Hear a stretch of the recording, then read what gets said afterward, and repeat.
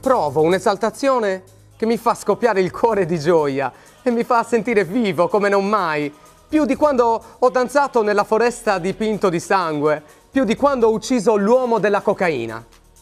Un senso di nausea e schifo mi invade se ripenso ai modelli della vecchia civiltà.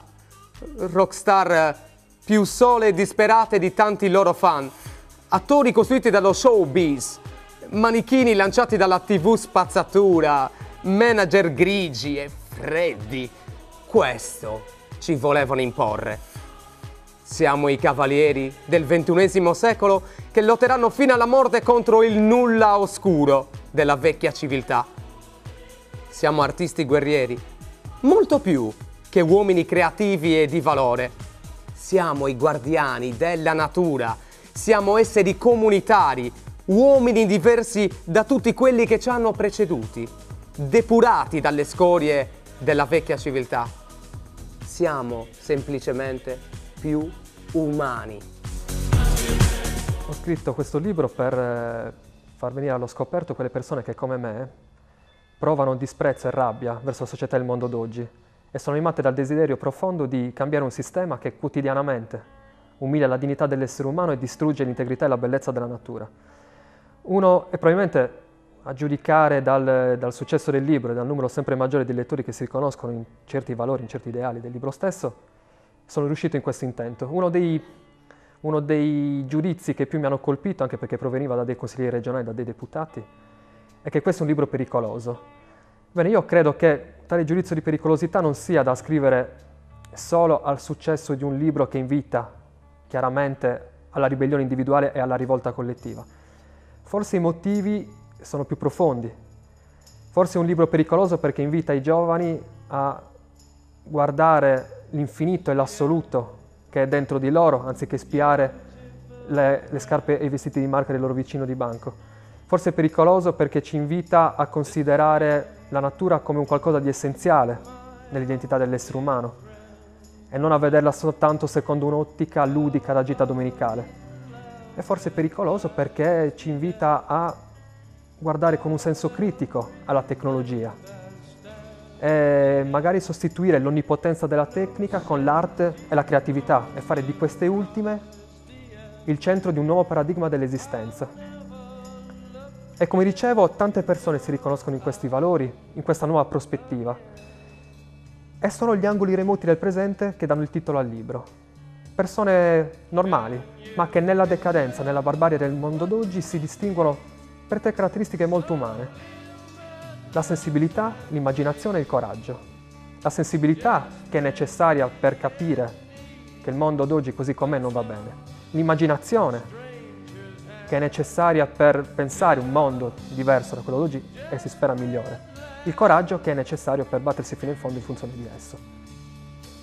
Queste persone, dico io grazie al libro, si stanno scoprendo e si stanno riconoscendo tra loro. Nel momento stesso in cui si uniranno in un movimento nuovo, ispirato a una nuova visione del mondo e della vita, io credo che qualcosa di straordinario e di eccezionale, di originale nella storia dell'umanità potrà accadere.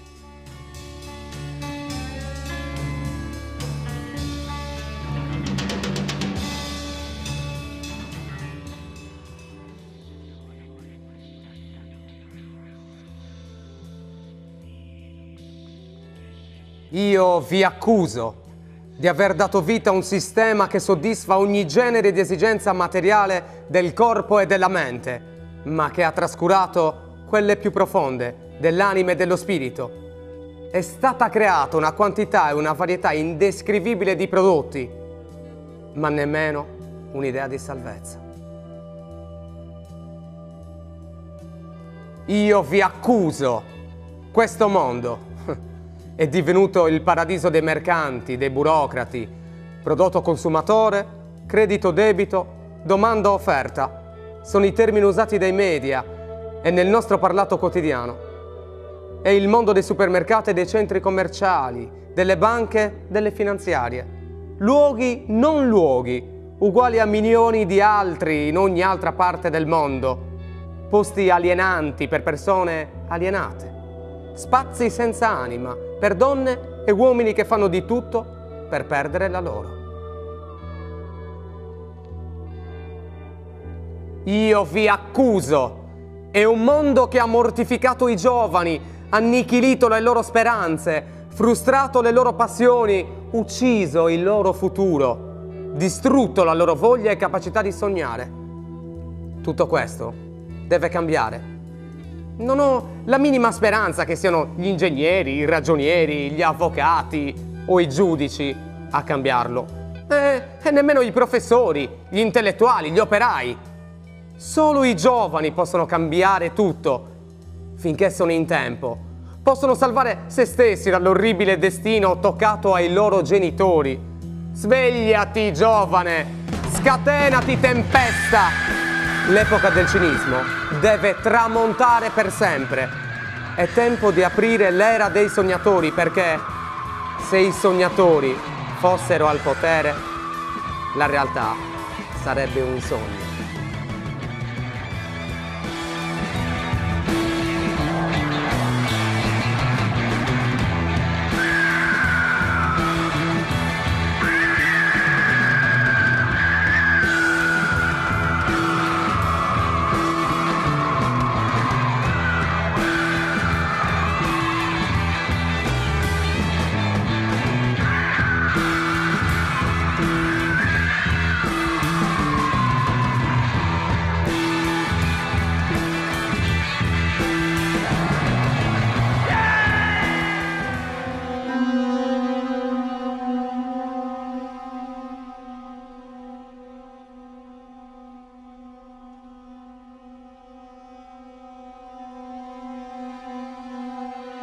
Noi siamo gli artisti guerrieri. Facciamo della nostra esistenza un'opera d'arte, un'avventura da vivere con gioia, dalla nascita alla morte. I prati e le foreste sono la nostra casa. Nei laghi e nei fiumi si specchia la nostra anima. I cieli delle montagne sono il nostro orizzonte. Noi guardiamo là dove nessun occhio umano vede. Siamo artisti guerrieri.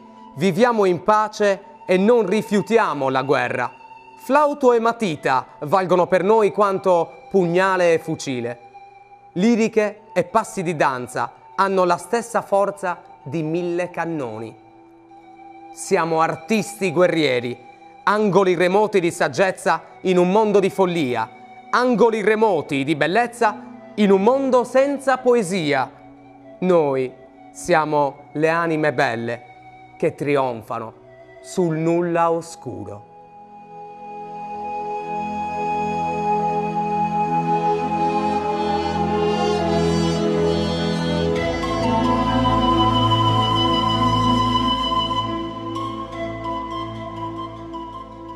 È l'ennesimo atto vandalico che dall'inizio dell'anno ha visto imbrattati da scritte sovversive i palazzi del potere di diverse città italiane. Proseguono le indagini della polizia nel tentativo di catturare il writer, soprannominato da settori del movimento studentesco il graffitaro gentiluomo.